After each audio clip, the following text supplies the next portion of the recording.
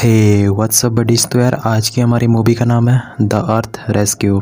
तो मूवी की शुरुआत होती है चाइना के एक सिटी से जहां बहुत सारे लोग ट्रैफिक में फंसे हुए थे। तभी हम एक छोटे बच्चे मॉब को देखते हैं जो अपनी कार पे अपने खिलौने के साथ खेल रहा होता है।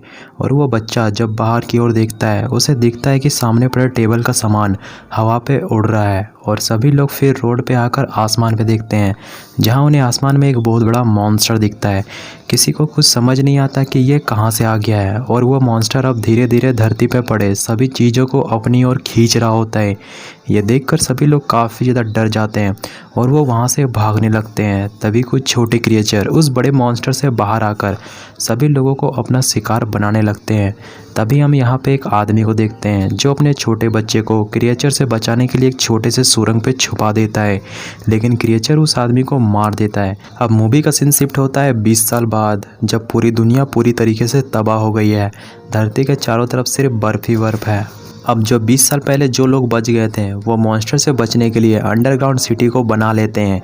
तभी हम यहाँ पे उस बच्चे मॉब को देखते हैं जिसे हमने मूवी के स्टार्टिंग पे देखा था, जिसके डैड को क्रिएचर ने खा लिया था।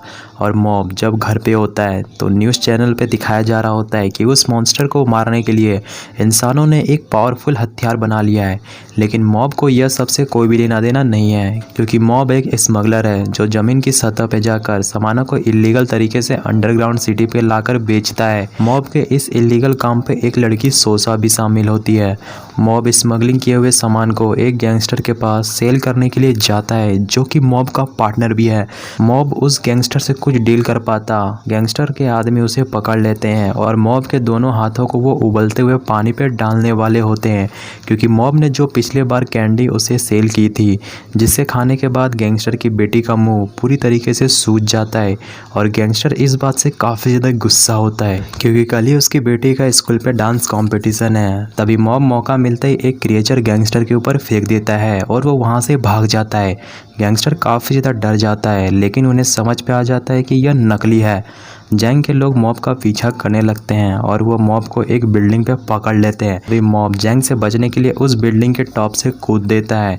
सभी लोगों को लगता है कि मॉब मर गया, लेकिन वो सोसा की गाड़ी के ऊपर गिरता है और दोनों फिर वहाँ से भागने लगते हैं। जैंग के लोग भी अपनी गाड़ी पे बैठकर मॉब का पीछा करने लगते हैं। मॉब देखता है कि जैंग के लोग भी उसका पीछा कर रहे हैं। मॉब के पास दूसरा कोई ऑप्शन नहीं था और वो अर्थ के सरफेस में चला जाता है। जैंग भी इन लोगों के साथ अर्थ के सरफेस में चला जाता है। तभी गाड़ी पे अलार्म बजना शुरू हो जाता है कि सामने क्रिएचर है और तभी इनके कार पे क्रिएचर हमला कर देते हैं जो इनको अपना शिकार बनाना चाहते हैं। और इधर जैंग के कार में एक साथ 3-4 क्रिएचर हमला कर देते हैं और वो क्रिएचर एक एक करके जैंग के सारे लोगों को मार देते हैं। मॉब देखता है कि जैंग के कार को क्रिएचर ने घेर लिया है। मॉब जैंग को बचाने के लिए अपनी कार को जैंग की कार की ओर ले जाता है और सामने पहुंचते ही मॉब जैंग को अपनी कार पे खींच लेता है, लेकिन तभी इनकी कार अनबैलेंस्ड हो जाती है और कार सीधा एक बिल्डिंग पे घुस जाती है। कार पूरी तरीके से डैमेज हो गई थी, लेकिन किसी को कोई भी चोट नहीं आई थी।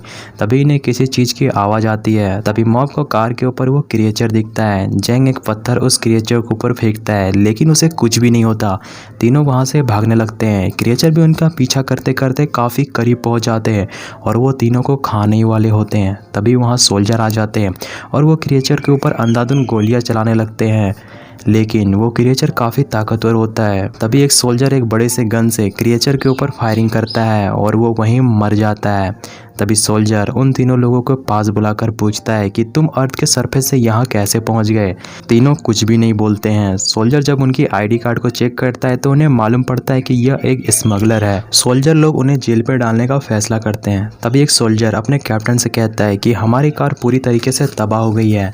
तभी जैंग कहता है हमारे पास एक कार है। कैप्टन कहता है अगर तुम हमारा साथ ऐसे ही देते रहोगे तो हम तुम्हें तुम्हारे घर तक सुरक्षित पहुंचा देंगे। सभी गाड़ी पर बैठकर वहां से जाने लगते हैं। तभी इनकी कार अचानक से आसमान की ओर जाने लगती है, जिसे मॉन्स्टर अपनी ओर खींच रहा होता है। कार पूरी तरीके से अनकंट्रोल हो चुकी थी। तभी सासा सामने आकर गाड़ी के इंजन पावर को मैनुअली बूस्ट कर देती है, जिससे सभी लोग मॉन्स्टर के मुंह से बाहर आ जाते हैं। लेकिन तभी इनकी गाड़ी ब्लास्ट कर जाती है, लेकिन सारे लोग बच जाते हैं। तभी इन्हें चारों तरफ से अजीब तरह की आवाज़ें आने लगती है। तभी सामने से एक स्टेचू से छोटे छोटे क्रिएचर इनके ऊपर हमला कर देते हैं। एक सोल्जर स्टेचू को ही उड़ा देता है, लेकिन प्रॉब्लम सॉल्व होने की जगह और भी ज़्यादा बढ़ जाती है। काफ़ी मात्रा में और भी ज़्यादा छोटे छोटे क्रिएचर इनकी ओर आने लगते हैं। कैप्टन को मालूम पड़ जाता है कि उनके पास इतनी गोलियां नहीं है कि वो क्रिएचर को मार सके, इसलिए वो एक साइड पे रास्ता बनाकर वहां से भागने लगते हैं। तभी अचानक से सामने एक बहुत बड़ा क्रिएचर जमीन से निकलता है। सारे लोग उसका साइज देखकर डर जाते हैं। एक लेडी सोल्जर एक बॉक्स मॉब को देकर सभी लोगों को वहां से भागने के लिए कहती है और वो तीनों सोल्जर क्रिएचर पे गन से हमला करने लगते हैं, लेकिन वो क्रिएचर पे इसका कोई भी असर नहीं होता। अब वो क्रिएचर जब मॉब के ऊपर हमला करता है, मॉब जब अपनी बचाव के लिए वहां से भागता है, वो बैग उसके हाथ से छूट जाता है। एक सोल्जर कैप्टन से कहता है मैं वो बैग लेकर आता हूँ, और वो जब बैग के पास पहुँचता है, क्रिएचर उस सोल्जर को मार देता है। सोल्जर वो बैग कैप्टन के पास फेंक कर कहता है किसी भी हालत में यह मिशन पूरा होना चाहिए। सभी लोग क्रिएचर से बचने के लिए अंडरग्राउंड मेट्रो स्टेशन पे चले जाते हैं, जहाँ पे हमें मालूम पड़ता है कि यह जितने भी सोल्जर है सारे लोगों को एक स्पेशल मिशन पे भेजा गया है, जहाँ साइंटिस्ट लोगों ने एक ऐसी हाइपर वेपन को बना लिया है जिसकी मदद से वो जेंट मॉन्स्टर को मार सकते हैं। लेकिन उसके लिए उस हाइपर वेपन पे साइफर सीरम को डालना होगा, जिससे वो वेपन रिचार्ज होकर जेंट मॉन्स्टर को मार सके।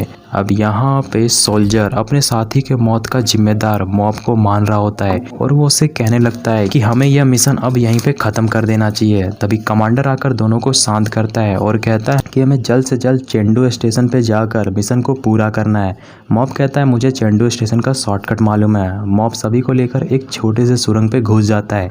तभी साइड के दीवार से क्रिएचर इनके ऊपर हमला करने लगते हैं। सभी लोग वहाँ से भागने लगते हैं। तभी सामने की जमीन खिसक जाती है और सभी लोग चेंगडू स्टेशन के अंडरग्राउंड सिटी पर जाकर गिरते हैं, जहां सभी देखते हैं कि चेंगडू अंडरग्राउंड सिटी पूरी तरीके से तबाह हो गई है और सारे लोग मारे जा चुके हैं। तभी हेड ऑफिस से कमांडर को कॉल आता है और वो बताते हैं कि जल्द से जल्द मिशन को पूरा करो। वो जेंट मॉन्स्टर अब अंडरग्राउंड सिटी को अपना टारगेट बना रहा है और हो सकता है कि अगला टारगेट हम ही हो। कैप्टन कमांडर को बताता है तुम्हारे पास सिर्फ 3 मिनट का टाइम है मिशन को लॉन्च करने का। सभी लोग फटाफट चेंगडू स्टेशन की ओर जाने लगते हैं। तभी रास्ते पे मॉब और कमांडर अपने लोगों से बिछड़ जाते हैं। वो लोग वहां से भागने लगते हैं क्योंकि उनके पीछे क्रिएचर पड़ा हुआ है। तभी उन्हें सामने एक बहुत बड़ा खाई दिखता है, जिन्हें वो दोनों जंप लगाकर सामने बॉक्सेस को पकड़ लेते हैं और क्रिएचर खाई पे गिर जाता है। कमांडर और मॉब भी लॉन्चर स्टेशन पे पहुंच जाते हैं, जहां पहुंचकर उन्हें मालूम पड़ता है कि गेट को खोलने वाला लीवर जैम हो गया है। अगर गेट को खोलना है तो किसी न किसी एक आदमी को लीवर को खींचे रहना पड़ेगा। तभी वो क्रिएचर उन लोगों पे हमला कर देते हैं। जैंग सोसा और मॉब को गेट के बाहर कर देता है और कहता है मेरी बेटी का ख्याल रखना, और जैंग उस लीवर को खींच लेता है, जिससे लॉन्च स्टेशन का मेन गेट खुलने लगता है। तभी एक क्रिएचर एक सोल्जर को मार देता है। अब यहाँ पे क्रिएचर की संख्या काफ़ी ज़्यादा हो चुकी थी। वो क्रिएचर बाकी बचे लोगों को मारते हैं उससे पहले सभी लोग लॉन्च स्टेशन के अंदर घुस जाते हैं, और यहाँ पे जो घायल सोल्जर होता है वो खुद को ब्लास्ट कर लेता है, जिससे बहुत सारे क्रिएचर मारे जाते हैं। अब यहाँ पे कमांडर ने मिशन पे 3 लोगों को खोने का काफ़ी ज़्यादा दुख होता है। मॉब यहाँ पे कहता है हमें अपने दोस्तों का बलिदान यूँ व्यर्थ नहीं जाने देंगे, इसका बदला हम उस मॉन्स्टर को मार कर लेंगे। कमांडर वो साइफर मशीन पे लगा देता है और हेडक्वार्टर पे कहता है लॉन्च पैड पूरी तरीके से तैयार है। अब उस लॉन्च पैड के मिसाइल को ऐसी जगह लगाया गया था जहाँ से वो मॉन्स्टर गुजरने वाला था। हेडक्वार्टर लॉन्च पैड से एलियन मॉन्स्टर के ऊपर हमला करने का ऑर्डर मिलता है और शहर पे जितने भी पावर्स होते हैं सभी पावर्स को लॉन्च पैड पे भेज दिया जाता है, और वो मशीन एक मैसिव लाइटनिंग वेव क्रिएट करती है और वो सीधा जाकर एलियन मॉन्स्टर को लगती है, और उसकी बॉडी काफ़ी ज़्यादा मजबूत होती है, जिससे वो लाइटनिंग वेपन नहीं मार पाती है और वो लॉन्चिंग पैड से दूर चली जाती है। सभी लोगों को लगता है कि हमारा मिशन पूरी तरीके से फेल हो चुका है, हमारी सालों की मेहनत बर्बाद हो चुकी है। तभी मॉब कहता है ज़रूरी नहीं है कि हम लॉन्च पैड से ही एलियन मॉन्स्टर को मार सकते, अगर वो साइफर हम एलियन मॉन्स्टर के मुंह पर डाल दे तो काम हो जाएगा। बस उसके लिए हमें एक फ्लाइंग कार चाहिए, या फिर हम लॉन्चिंग पैड के लिफ्ट्स को भी इस्तेमाल कर सकते हैं, लेकिन उसके लिए हमें पावर चाहिए जो कि हेडक्वार्टर के कंट्रोल पे है। यहाँ पे कमांडर हेड ऑफिस में कॉल करके सभी को अपनी प्लानिंग बताने लगता है, तो कैप्टन भी रिस्क लेने के लिए तैयार हो जाता है। मॉब साइफर के साथ लॉन्चिंग पैड पर बैठकर एलियन मॉन्स्टर की ओर जाने लगता है। तभी एक पत्थर इसके लिफ्ट में आकर टकराती है, लेकिन मॉब बच जाता है और वो साइफर एलियन मॉन्स्टर के मुंह पर डाल देता है, जिससे वहाँ एक बहुत बड़ा धमाका होता है और वो एलियन मॉन्स्टर मारा जाता है, और जितने छोटे छोटे क्रिएचर होते हैं वो भी मारे जाते हैं, क्योंकि सारे छोटे क्रिएचर को एलियन मॉन्स्टर ही कंट्रोल कर रहा होता है। और सभी लोग काफ़ी ज़्यादा खुश होते हैं और सभी लोग फिर फिर एक एक करके अर्थ के सरफेस में वापस जाना शुरू कर देते हैं।